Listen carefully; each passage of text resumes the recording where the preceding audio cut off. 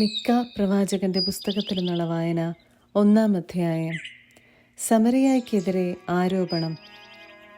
മൊരേശത്തുകാരനായ മിക്കായ്ക്ക് യോതാം, Ahaz, Hezekiah എന്നീ യൂദാ രാജാക്കന്മാരുടെ നാളുകളിൽ കർത്താവിൽ നിന്ന് അരുളപ്പാടുണ്ടായി. സമറിയായെയും ജെറുസലേമിനെയും സംബന്ധിക്കുന്ന ഒരു ദർശനത്തിലാണ് ഇത് ലഭിച്ചത്. ജനതകളെ കേൾക്കുവിൻ, ഭൂമിയും അതിലുള്ള സമസ്തവും ശ്രദ്ധിക്കട്ടെ.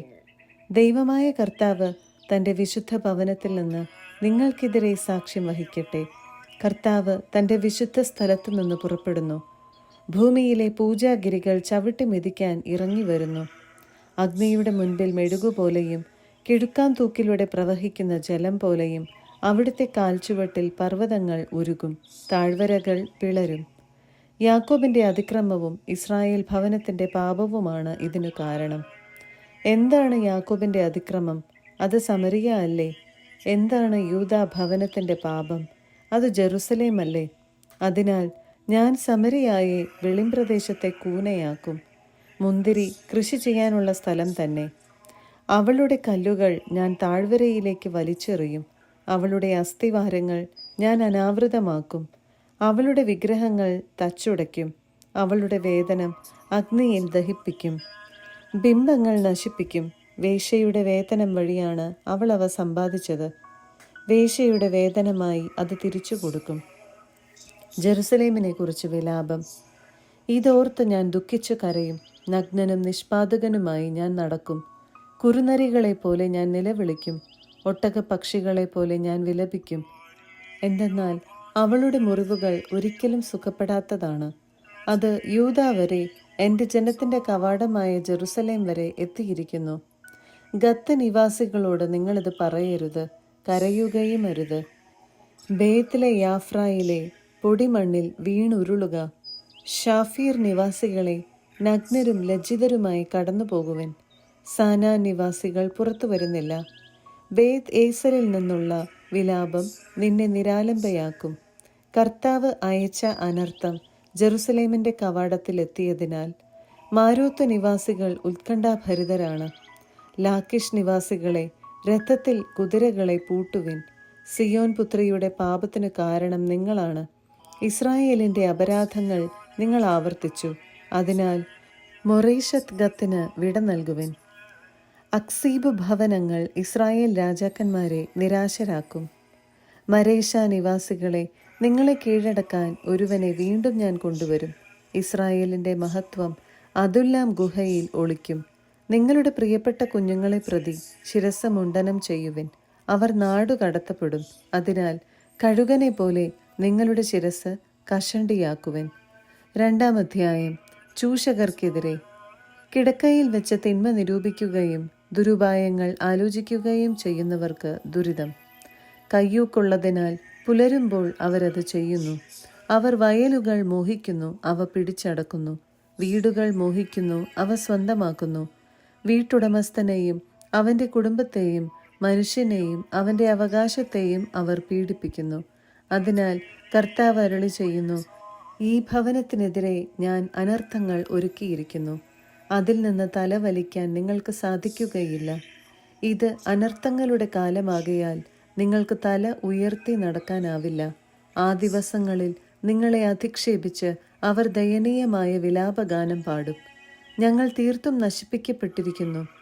എൻ്റെ ജനത്തിൻ്റെ ഓഹരി അവിടുന്ന് എടുത്തു മാറ്റിയിരിക്കുന്നു. അവിടുന്ന് അത് എന്നിൽ നിന്ന് നീക്കിക്കളഞ്ഞിരിക്കുന്നു. ഞങ്ങളെ തടവിലാക്കിയവർക്ക് അവിടുന്ന് ഞങ്ങളുടെ വയലുകൾ വിഭജിച്ചു കൊടുത്തു. അതിനാൽ നിങ്ങൾക്ക് സ്ഥലം അളന്നു തരാൻ കർത്താവിൻ്റെ സഭയിൽ ആരുമുണ്ടായിരിക്കുകയില്ല. പ്രസംഗിക്കരുത്. ഇത്തരം കാര്യങ്ങളെക്കുറിച്ച് ആരും പ്രസംഗിച്ചുകൂടാ. അപമാനം നമ്മെ പിടികൂടുകയില്ല എന്ന് അവർ പ്രസംഗിക്കുന്നു. യാക്കോബ് ഭവനമേ, ഇങ്ങനെ പറയണമായിരുന്നു, കർത്താവിന് ക്ഷമയറ്റോ? ഇതൊക്കെ അവിടുത്തെ പ്രവൃത്തികളോ?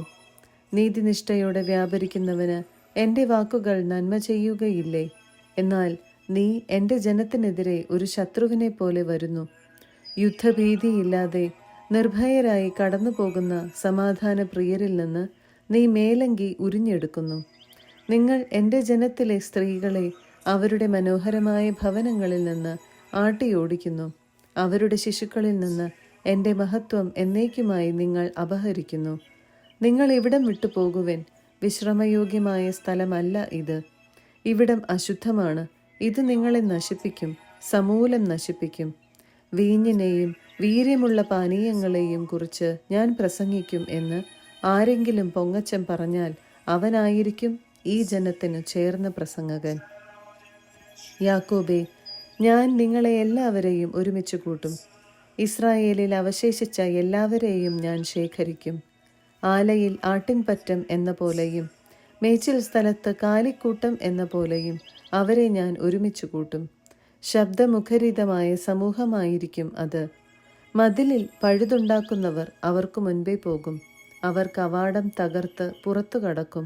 അവരുടെ രാജാവ് അവർക്ക് മുൻപേ നടക്കും. കർത്താവ് അവരെ നയിക്കും. 3-ാം അധ്യായം. നീതിരഹിതരായ നേതാക്കന്മാർ. ഞാൻ പറഞ്ഞു, യാക്കോബിന്റെ തലവന്മാരെ, ഇസ്രായേൽ ഭവനത്തിന്റെ അധിപന്മാരെ, ശ്രവിക്കുവിൻ. നീതി അറിയുക നിങ്ങളുടെ കടമയല്ലേ? നന്മയെ ദ്വേഷിക്കുകയും തിന്മയെ സ്നേഹിക്കുകയും ചെയ്യുന്ന നിങ്ങൾ എൻ്റെ ജനത്തിൻ്റെ തൊലി ഉരിഞ്ഞെടുക്കുന്നു, അവരുടെ അസ്ഥികളിൽ നിന്ന് മാംസവും.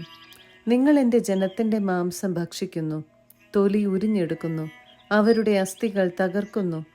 ചട്ടിയിലെ ഇറച്ചിയും കുട്ടകത്തിലെ മാംസവും പോലെ അവരെ നുറുക്കുകയും ചെയ്യുന്നു. അവർ കർത്താവിനെ വിളിച്ചപേക്ഷിക്കും, അവിടുന്ന് മറുപടി നൽകുകയില്ല.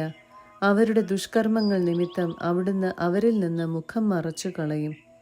എൻ്റെ ജനത്തെ വഴിതെറ്റിക്കുകയും ഭക്ഷിക്കാൻ എന്തെങ്കിലും കിട്ടിയാൽ സമാധാനം എന്ന് പ്രഘോഷിക്കുകയും ഭക്ഷണം കൊടുക്കാത്തവനെതിരെ യുദ്ധം പ്രഖ്യാപിക്കുകയും ചെയ്യുന്ന പ്രവാചകന്മാരെ കുറിച്ച് കർത്താവ് അരുളി ചെയ്യുന്നു.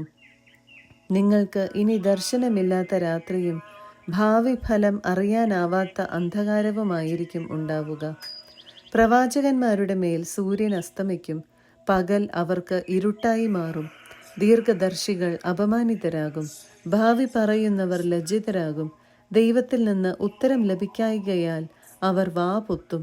ഞാനാകട്ടെ യാക്കോബിനോട് അവൻ്റെ അതിക്രമങ്ങളും ഇസ്രായേലിനോട് അവൻ്റെ പാപങ്ങളും വിളംബരം ചെയ്യുന്നതിനു വേണ്ടി കർത്താവിൻ്റെ ആത്മാവിനാലും ബലത്താലും നീതിയാലും ശക്തിയാലും നിറഞ്ഞിരിക്കുന്നു. യാക്കോബ് ഭവനത്തിൻ്റെ തലവന്മാരെ, ഇസ്രായേൽ കുടുംബത്തിലെ അധിപന്മാരെ, കേൾക്കുവിൻ. നിങ്ങൾ നീതിയെ വെറുക്കുകയും ഋജുവായതെല്ലാം വളച്ചു കളയുകയും ചെയ്യുന്നു. രക്തത്താൽ നിങ്ങൾ സിയോൻ പണിതുയർത്തുന്നു, അധർമ്മത്താൽ ജെറുസലേമും.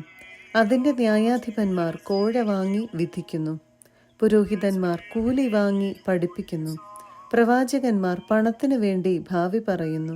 എന്നിട്ടും അവർ കർത്താവിൽ ആശ്രയിച്ചുകൊണ്ട് പറയുന്നു, കർത്താവ് നമ്മുടെ മധ്യത്തിലില്ലേ? നമുക്ക് ഒരു അനർത്ഥവും വരികയില്ല. നിങ്ങൾ നിമിത്തം സിയോൻ വയൽ പോലെ ഉഴുതുമറിക്കപ്പെടും, ജെറുസലേം നാശകൂമ്പാരമാകും, ദേവാലയഗിരി വനമായി തീരും. 4-ാം അധ്യായം. സിയോൻ രക്ഷാകേന്ദ്രം. അന്തിമ നാളുകളിൽ കർത്താവിൻ്റെ ആലയം സ്ഥിതി ചെയ്യുന്ന മല ഗിരിശൃംഗങ്ങൾക്ക് മുകളിൽ സ്ഥാപിക്കപ്പെടും, കുന്നുകൾക്ക് മുകളിൽ ഉയർത്തപ്പെടും. ജനതകൾ അവിടേക്ക് പ്രവഹിക്കും. വരുവിൻ, നമുക്ക് കർത്താവിൻ്റെ ഗിരിയിലേക്ക്, യാക്കോബിൻ്റെ ദൈവത്തിൻ്റെ ഭവനത്തിലേക്ക് പോകാം. അവിടുന്ന് തൻ്റെ മാർഗങ്ങൾ നമ്മെ പഠിപ്പിക്കും. നമുക്ക് അവിടുത്തെ വഴികളിലൂടെ നടക്കാം എന്ന് പറഞ്ഞുകൊണ്ട് അനേകം ജനതകൾ വരും. സിയോനിൽ നിന്ന് നിയമവും ജെറുസലേമിൽ നിന്ന് കർത്താവിൻ്റെ വചനവും പുറപ്പെടും. അവിടുന്ന് അനേകം ജനതകൾക്കിടയിൽ ന്യായം വിധിക്കും. വിദൂരസ്ഥമായ പ്രബല രാജ്യങ്ങൾക്ക് അവിടുന്ന് വിധിയാളനായിരിക്കും. അവർ തങ്ങളുടെ വാളുകൾ കൊഴുവായും കുന്തങ്ങൾ വാക്കത്തിയായും രൂപാന്തരപ്പെടുത്തും. ജനം ജനത്തിനെതിരെ വാളുയർത്തുകയില്ല. അവർ മേലിൽ യുദ്ധം അഭ്യസിക്കുകയില്ല. അവരോരോരുത്തരും താന്താങ്ങളുടെ മുന്തിരിത്തോപ്പിലും അത്തിമരച്ചോട്ടിലുമായിരിക്കും. ആരും അവരെ ഭയപ്പെടുത്തുകയില്ല. സൈന്യങ്ങളുടെ കർത്താവ് അരുളി ചെയ്തിരിക്കുന്നു. എല്ലാ ജനതകളും തങ്ങളുടെ ദൈവത്തിൻ്റെ നാമത്തിൽ ചരിക്കുന്നു. നാം നമ്മുടെ ദൈവമായ കർത്താവിൻ്റെ നാമത്തിൽ എന്നെന്നും വ്യാപരിക്കും. കർത്താവ് അരുളി ചെയ്യുന്നു, അന്നു ഞാൻ മുടന്തരെ ഒരുമിച്ച് കൂട്ടും, ചിതറിക്കപ്പെട്ടവരെയും ഞാൻ പീഡിപ്പിച്ചവരെയും ശേഖരിക്കും. മുടന്തരെ ഞാൻ എൻ്റെ അവശേഷിച്ച ജനമാക്കും, ബഹിഷ്കൃതരെ പ്രബല ജനതയാക്കും. അന്നു മുതൽ എന്നേക്കും സിയോൻ മലയിൽ കർത്താവ് അവരുടെ മേൽ വാഴും. അജഗണത്തിൻ്റെ ഗോപുരമേ, സിയോൻ പുത്രിയുടെ പർവ്വതമേ, പൂർവകാലത്തെ ആധിപത്യം, ഇസ്രായേൽ പുത്രിയുടെ രാജത്വം നിന്നിലേക്ക് വരും. എന്തേ നീ ഇപ്പോൾ ഉച്ചത്തിൽ കരയുന്നു? നിനക്കു രാജാവില്ലേ? നിന്റെ ഉപദേഷ്ടാവ് മരിച്ചുപോയോ? ഈറ്റുനോവ് പോലെ കഠിനവേദന നിന്നെ കീഴടക്കിയിരിക്കുന്നതെന്തുകൊണ്ട്? സിയോൻ പുത്രി, പ്രസവവേദന അനുഭവിക്കുന്ന സ്ത്രീയെപ്പോലെ നീ വേദനയാൽ പുളയുക. നീ ഇപ്പോൾ ഈ നഗരം വിട്ടുപോയി വിജനപ്രദേശത്ത് വസിക്കേണ്ടി വരും. നീ ബാബിലോണിലേക്ക് പോകും. അവിടെ വെച്ച് നീ രക്ഷിക്കപ്പെടും.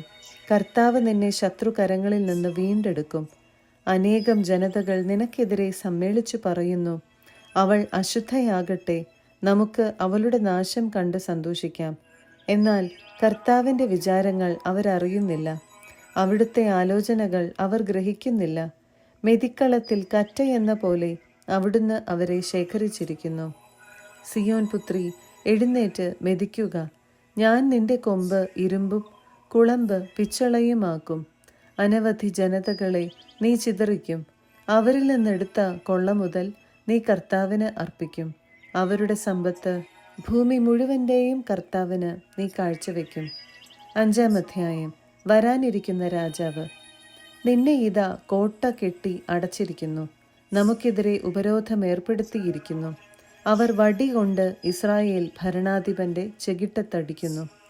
ബേത്ലഹേം, എഫ്രാത്ത, യൂദാ ഭവനങ്ങളിൽ നീ ചെറുതാണെങ്കിലും ഇസ്രായേലിനെ ഭരിക്കേണ്ടവൻ എനിക്കായി നിന്നിൽ നിന്ന് പുറപ്പെടും. അവൻ പണ്ടേ യുഗങ്ങൾക്ക് മുൻപേ ഉള്ളവനാണ്. അതിനാൽ ഈറ്റുനോവെടുത്തവൾ പ്രസവിക്കുന്നതുവരെ അവൻ അവരെ പരിത്യജിക്കും. പിന്നീട് അവൻ്റെ സഹോദരരിൽ അവശേഷിക്കുന്നവർ ഇസ്രായേൽ ജനത്തിലേക്ക് മടങ്ങിവരും. കർത്താവിൻ്റെ ശക്തിയോടെ, തൻ്റെ ദൈവമായ കർത്താവിൻ്റെ മഹത്വത്തോടെ അവൻ വന്ന് തൻ്റെ ആടുകളെ മേയ്ക്കും. ഭൂമിയുടെ അതിർത്തിയോളം അവൻ പ്രതാപവാനാകയാൽ അവർ സുരക്ഷിതരായി വസിക്കും. അവൻ നമ്മുടെ സമാധാനമായിരിക്കും. അസീറിയ നമ്മുടെ നാട് ആക്രമിക്കുകയും നമ്മുടെ മണ്ണിൽ കാൽ കുത്തുകയും ചെയ്യുമ്പോൾ നാം അവനെതിരെ 7 ഇടയന്മാരെയും 8 പ്രഭുക്കന്മാരെയും അണിനിരത്തും. അസീറിയയെ വാൾ കൊണ്ടും നിമ്രോദ് ദേശത്തെ ഊരിയ ഖഡ്ഗം കൊണ്ടും അവർ ഭരിക്കും. അസീറിയ നമ്മുടെ നാട് ആക്രമിക്കുകയും നമ്മുടെ അതിർത്തിയിൽ പ്രവേശിക്കുകയും ചെയ്യുമ്പോൾ അവൻ നമ്മെ രക്ഷിക്കും. അന്ന് യാക്കോബിൻ്റെ ഭവനത്തിൽ അവശേഷിക്കുന്നവർ അനേകം ജനതകളുടെ ഇടയിൽ കർത്താവ് വർഷിക്കുന്ന തുഷാരം പോലെയും പുൽത്തലപ്പുകളിലെ മഴത്തുള്ളി പോലെയും ആയിരിക്കും. അത് മനുഷ്യർക്കു വേണ്ടി തങ്ങി നിൽക്കുകയോ മനുഷ്യ മക്കൾക്കു വേണ്ടി കാത്തു നിൽക്കുകയോ ചെയ്യുന്നില്ല. യാക്കോബിൻ്റെ ഭവനത്തിൽ അവശേഷിക്കുന്നവർ ജനതകൾക്കിടയിൽ, അനേകം ജനതകൾക്കിടയിൽ, വന്യമൃഗങ്ങൾക്കിടയിൽ സിംഹത്തെപ്പോലെയും ആട്ടിൻ പറ്റത്തിൽ യുവസിംഹത്തെപ്പോലെയും ആയിരിക്കും. അത് ചവിട്ടി മെതിച്ചും ചീന്തി കീറിയും നടക്കും. രക്ഷിക്കാൻ ആരുമുണ്ടാവുകയില്ല. പ്രതിയോഗികളുടെ മീതെ നിന്റെ കരം ഉയർന്നു നിൽക്കും. നിന്റെ സർവ്വശത്രുക്കളും വിച്ഛേദിക്കപ്പെടും. കർത്താവ് അരുളി ചെയ്യുന്നു, അന്ന് നിന്റെ കുതിരകളെ ഞാൻ സംഹരിക്കും. നിന്റെ രഥങ്ങൾ നശിപ്പിക്കും. നിന്റെ ദേശത്തെ നഗരങ്ങൾ ഞാൻ നശിപ്പിക്കും. നിന്റെ ശക്തി ദുർഗങ്ങൾ ഞാൻ തകർക്കും. ആഭിചാര വൃത്തികളെല്ലാം നിന്നിൽ നിന്ന് ഞാൻ നീക്കം ചെയ്യും. നിനക്ക് ഇനിമേലിൽ പ്രശ്നം വയ്ക്കുന്നവരുണ്ടാവുകയില്ല. നിന്റെ വിഗ്രഹങ്ങളും സ്തംഭങ്ങളും ഞാൻ എടുത്തുകളയും. നിന്റെ തന്നെ കരവേലകൾക്ക് മുൻപിൽ ഇനിമേൽ നീ പ്രണമിക്കുകയില്ല. നിന്റെ അശേര പ്രതിഷ്ഠകളെ ഞാൻ നിർമൂലനം ചെയ്യും. നിന്റെ നഗരങ്ങളെ ഞാൻ നശിപ്പിക്കും. എന്നെ അനുസരിക്കാത്ത ജനതകളോട് ഞാൻ ക്രോധത്തോടെ പ്രതികാരം ചെയ്യും. 6-ാം അധ്യായം. ഇസ്രായേലിനെതിരെ ആരോപണം. കർത്താവ് പറയുന്ന വാക്കു കേൾക്കുക. എഴുന്നേറ്റ് പർവ്വതങ്ങളുടെ മുൻപിൽ നിന്റെ ആവലാദികൾ ബോധിപ്പിക്കുക. കുന്നുകൾ നിന്റെ ശബ്ദം കേൾക്കട്ടെ. പർവ്വതങ്ങളെ, ഭൂമിയുടെ ഉറപ്പുള്ള അസ്ഥിവാരങ്ങളെ, കർത്താവിൻ്റെ ആരോപണങ്ങൾ കേൾക്കുവിൻ. അവിടുന്ന് തൻ്റെ ജനത്തിനെതിരെ കുറ്റം ആരോപിക്കുന്നു, ഇസ്രായേലിനെതിരെ വാദിക്കുന്നു. എൻ്റെ ജനമേ, നിങ്ങളോട് ഞാൻ എന്തു ചെയ്തു? എങ്ങനെ ഞാൻ നിങ്ങൾക്ക് ശല്യമായി? ഉത്തരം പറയുവിൻ. ഞാൻ നിങ്ങളെ ഈജിപ്തിൽ നിന്ന് മോചിപ്പിച്ചു. അടിമത്തത്തിൻ്റെ ഭവനത്തിൽ നിന്ന് നിങ്ങളെ വീണ്ടെടുത്തു. നിങ്ങളെ നയിക്കാൻ മോശയെയും അഹറോനെയും മിരിയാമിനെയും അയച്ചു. എൻ്റെ ജനമേ, മോവാബ് രാജാവായ ബാലാക്ക് നിങ്ങൾക്കെതിരെ ആലോചിച്ച ഉപായങ്ങളും അവന് ബയോറിന്റെ മകൻ ബാലാം നൽകിയ മറുപടിയും ഓർക്കുക. ശിത്തിം മുതൽ ഗിൽഗാൽ വരെ സംഭവിച്ചത് സ്മരിക്കുക. അങ്ങനെ കർത്താവിൻ്റെ രക്ഷാകരമായ പ്രവൃത്തികൾ ഗ്രഹിക്കുക. കർത്താവിൻ്റെ മുൻപിൽ ഞാൻ എന്തു കാഴ്ചയാണ് കൊണ്ടുവരേണ്ടത്? അത്യുന്നതനായ ദൈവത്തിൻ്റെ മുൻപിൽ ഞാൻ എങ്ങനെയാണ് കുമ്പിടേണ്ടത്? ദഹനബലിക്ക് 1 വയസ്സുള്ള കാളക്കിടാവുമായിട്ടാണോ ഞാൻ വരേണ്ടത്? ആയിരക്കണക്കിന് മുട്ടാടുകളിലും 10,000 എണ്ണപ്പുഴകളിലും അവിടുന്ന് സംപ്രീതനാകുമോ? എൻ്റെ അതിക്രമങ്ങൾക്ക് പരിഹാരമായി എൻ്റെ ആദ്യജാതനെ ഞാൻ നൽകണമോ? ആത്മാവിൻ്റെ പാപത്തിനു പകരം ശരീരത്തിൻ്റെ ഫലം കാഴ്ചവെക്കണമോ? മനുഷ്യ, നല്ലതെന്തെന്ന് അവിടുന്ന് നിനക്ക് കാണിച്ചു തന്നിട്ടുണ്ട്. നീതി പ്രവർത്തിക്കുക, കരുണ കാണിക്കുക, നിന്റെ ദൈവത്തിൻ്റെ സന്നിധിയിൽ വിനീതനായി ചരിക്കുക. ഇതല്ലാതെ മറ്റെന്താണ് കർത്താവ് നിന്നിൽ നിന്ന് ആവശ്യപ്പെടുന്നത്? കർത്താവിൻ്റെ ശബ്ദം നഗരത്തിൽ മുഴങ്ങുന്നു. അവിടുത്തെ നാമത്തെ ഭയപ്പെടുകയാണ് യഥാർത്ഥ ജ്ഞാനം. ഗോത്രങ്ങളെ, നഗരസഭയെ കേൾക്കുവിൻ. ദുഷ്ടരുടെ ഭവനത്തിലെ തിന്മയുടെ നിക്ഷേപങ്ങളും ശക്തമായ കള്ള അളവുകളും എനിക്ക് മറക്കാനാവുമോ? കള്ളത്തുലാസും കള്ളക്കട്ടികളും കൈവശം വയ്ക്കുന്നവനെ ഞാൻ വെറുതെ വിടുമോ? നിന്റെ ധനികരത്രയും അക്രമാസക്തരാണ്. നിന്റെ നിവാസികൾ വ്യാജം പറയുന്നു. അവരുടെ നാവുകൾ വഞ്ചന നിറഞ്ഞതാണ്. അതിനാൽ നിന്നെ ഞാൻ അതികഠിനമായി പീഡിപ്പിക്കാൻ തുടങ്ങിയിരിക്കുന്നു. നിന്റെ പാപങ്ങൾ നിമിത്തം നിന്നെ ഞാൻ വിജനമാക്കും. നീ ഭക്ഷിക്കും, എന്നാൽ തൃപ്തി വരികയില്ല. ഉദരത്തിൽ നിന്ന് വിശപ്പ് വിട്ടകലുകയില്ല. നീ നീക്കിവെക്കും, എന്നാൽ ഒന്നും സമ്പാദിക്കുകയില്ല. സമ്പാദിച്ചാൽ തന്നെ അത് ഞാൻ വാളിനിരയാക്കും. നീ വിതയ്ക്കും, എന്നാൽ കൊയ്യുകയില്ല. നീ ഒലിവ് ആട്ടും, എന്നാൽ എണ്ണ കൊണ്ട് അഭിഷേകം ചെയ്യുകയില്ല. നീ മുന്തിരി പിഴിയും, എന്നാൽ വീഞ്ഞു കുടിക്കുകയില്ല. കാരണം നീ ഓമ്രിയുടെ അനുശാസനകൾ പാലിച്ചു. ആഹാബ് ഭവനത്തിൻ്റെ ചെയ്തികൾ നീ ആവർത്തിച്ചു. അവരുടെ ഉപദേശങ്ങൾക്കനുസരിച്ച് വ്യാപരിച്ചു. അതിനാൽ ഞാൻ നിന്നെ ശൂന്യമാക്കും, നിന്റെ നിവാസികളെ പരിഹാസ വിഷയമാക്കും.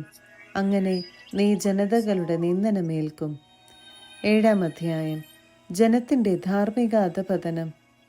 എനിക്ക് കഷ്ടം! ഗ്രീഷ്മകാല ഫലങ്ങൾ ശേഖരിക്കുകയും മുന്തിരിപ്പഴങ്ങൾ പറിക്കുകയും ചെയ്തതിനു ശേഷം കാല പെറുക്കുന്നവനെ പോലെ ആയിരിക്കുന്നു ഞാൻ. തിന്നാൻ ഒരു മുന്തിരിക്കുലയോ അത്തിയുടെ അഭികാമ്യമായ കടിഞ്ഞൂൽ ഫലങ്ങളോ ഇല്ല. ദൈവഭക്തരായവർ ഭൂമുഖത്ത് നിന്ന് അപ്രത്യക്ഷരായിരിക്കുന്നു. മനുഷ്യരുടെ ഇടയിൽ സത്യസന്ധരായി ആരുമില്ല. അവരെല്ലാവരും രക്തത്തിനു വേണ്ടി പതിയിരിക്കുന്നു. ഓരോരുത്തരും സ്വസഹോദരനെ കുടുക്കാൻ വലവിരിക്കുന്നു. തിന്മ പ്രവർത്തിക്കാൻ അവൻ ഉത്സാഹത്തോടെ കൈനീട്ടുന്നു. രാജാവും ന്യായാധിപനും കൈക്കൂലി ആവശ്യപ്പെടുന്നു. ഉന്നതന്മാർ ദുരാഗ്രഹങ്ങൾ വെളിപ്പെടുത്തുന്നു. അങ്ങനെ അവരൊരുമിച്ച് അത് നെയ്തെടുക്കുന്നു. അവരിൽ ഏറ്റവും ഉത്തമൻ ഒരു മുൾച്ചെടി പോലെയും ഏറ്റവും സത്യസന്ധൻ ഒരു മുള്ളുവേലി പോലെയുമാണ്. അവരുടെ കാവൽക്കാർ അറിയിച്ച ദിനം, ശിക്ഷയുടെ ദിനം വന്നുകഴിഞ്ഞു. അവർക്ക് സംഭ്രാന്തിയുടെ സമയമായി. അയൽക്കാരനെ വിശ്വസിക്കരുത്, സ്നേഹിതനിൽ വിശ്വാസമർപ്പിക്കരുത്. നിന്റെ മടിയിൽ ശയിക്കുന്നവളുടെ മുൻപിൽ അധര കവാടം തുറക്കരുത്. പുത്രൻ പിതാവിനോട് നിന്ദയോടെ വർത്തിക്കുന്നു. മകൾ അമ്മയ്ക്കും മരുമകൾ അമ്മായിയമ്മയ്ക്കും എതിരെ നിലകൊള്ളുന്നു. സ്വന്തം കുടുംബത്തിലെ അംഗങ്ങൾ തന്നെ ഒരുവന് ശത്രുക്കളായി തീരുന്നു. എന്നാൽ ഞാൻ കർത്താവിങ്കലേക്ക് കണ്ണുകൾ ഉയർത്തും. എൻ്റെ രക്ഷകനായ ദൈവത്തിനു വേണ്ടി ഞാൻ കാത്തിരിക്കും. എൻ്റെ ദൈവം എൻ്റെ പ്രാർത്ഥന കേൾക്കും. രക്ഷയുടെ വാഗ്ദാനം. എൻ്റെ ശത്രുക്കളെ, എന്നെക്കുറിച്ച് ആഹ്ലാദിക്കേണ്ട. വീണാലും ഞാൻ എഴുന്നേൽക്കും. ഞാൻ ഇരുട്ടിലിരുന്നാലും കർത്താവ് എൻ്റെ വെളിച്ചമായിരിക്കും. അവിടുന്ന് എനിക്ക് വേണ്ടി വാദിക്കുകയും എനിക്ക് നീതി നടത്തി തരുകയും ചെയ്യുന്നതുവരെ ഞാൻ കർത്താവിൻ്റെ രോഷം സഹിക്കും. ഞാൻ അവിടുത്തേക്കെതിരായി പാപം ചെയ്തുപോയി. അവിടുന്ന് എന്നെ വെളിച്ചത്തിലേക്ക് നയിക്കും. ഞാൻ അവിടുത്തെ രക്ഷ ദർശിക്കും. എൻ്റെ ശത്രുക്കൾ അത് കാണും. നിന്റെ ദൈവമായ കർത്താവ് എവിടെ എന്ന് ചോദിച്ചവളെ ലജ്ജ മൂടിക്കളയും. തെരുവിലെ ചേറുപോലെ അവൾ ചവിട്ടിത്തേക്കപ്പെടും. ഞാൻ അവളുടെ പതനം കണ്ട് ആഹ്ലാദിക്കും. നിന്റെ മതിലുകൾ പുനരുദ്ധരിക്കപ്പെടുന്ന ദിനം വരുന്നു. അന്ന് നിന്റെ അതിരുകൾ വിസ്തൃതമാക്കപ്പെടും. അസീറിയ മുതൽ ഈജിപ്ത് വരെയും, ഈജിപ്ത് മുതൽ നദി വരെയും, കടൽ മുതൽ കടൽ വരെയും, പർവ്വതം മുതൽ പർവ്വതം വരെയുമുള്ളവർ അന്ന് നിന്റെ അടുക്കൽ വരും. എന്നാൽ അന്ന് ഭൂമി അതിലെ നിവാസികൾ നിമിത്തം അവരുടെ പ്രവൃത്തികളുടെ ഫലമായി ശൂന്യമായി തീരും.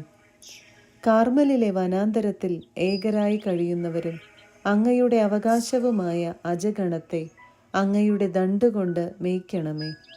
മുൻകാലങ്ങളിലെ പോലെ അവർ ബാശാനിലും ഗിലയാദിലും മേയട്ടെ. നീ ഈജിപ്തിൽ നിന്ന് പുറത്തു വന്ന നാളുകളിൽ എന്ന പോലെ അത്ഭുതകരമായ കാര്യങ്ങൾ ഞാൻ അവർക്ക് കാണിച്ചു കൊടുക്കും. ജനതകൾ അത് കണ്ട് തങ്ങളുടെ ശക്തിയെക്കുറിച്ച് ലജ്ജിക്കും. അവർ വാ പൊത്തും, അവരുടെ കാതുകൾ ബധിരമാകും. സർപ്പങ്ങളെപ്പോലെ, ഭൂമിയിൽ ഇഴയുന്ന ജീവികളെ പോലെ അവർ പൊടി നക്കും. ശക്തിദുർഗങ്ങളിൽ നിന്ന് അവർ വിറപൂണ്ട് ഇറങ്ങിവരും. കൊടും ഭീതിയാൽ അവർ നമ്മുടെ കർത്താവായ ദൈവത്തിങ്കലേക്ക് തിരിയും. അവർ അങ്ങ് നിമിത്തം ഭയചകിതരാകും.